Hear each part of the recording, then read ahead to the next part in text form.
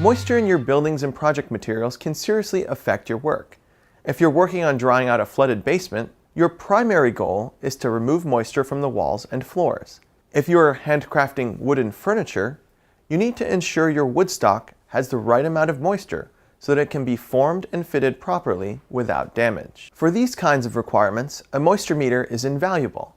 A moisture meter is a basic handheld device that measures the amount of moisture present in a building material, whether it's pressure-treated lumber, oak blanks, plywood, or drywall. Modern moisture meters have a digital readout that tells you the percentage of moisture in a material. Some also have a digital bar graph to give you a relative sense of moisture levels. Now there are two major categories of moisture meters: pin-type meters and pinless or non-invasive moisture meters. Pin-type meters use two electrode pins either on the meter or on a probe connected to the meter. Place the probes on the building materials to get a moisture reading.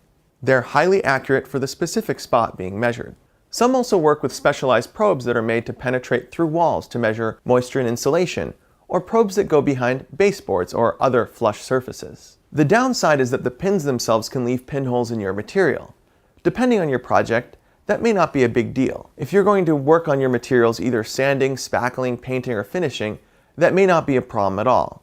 The holes will be concealed. If the damage is undesirable or you won't be able to conceal it, you may want to think about going pinless. These newer pinless meters use a small flat plate on the back of the meter instead of pins. You place the meter directly on the surface to get a percentage of moisture reading. While pin-type meters measure moisture just at the surface, or just below the surface, pinless meters like this X-Tech MO290 measure a bigger area, also going much deeper, up to 3/4 of an inch or 20 millimeters deep.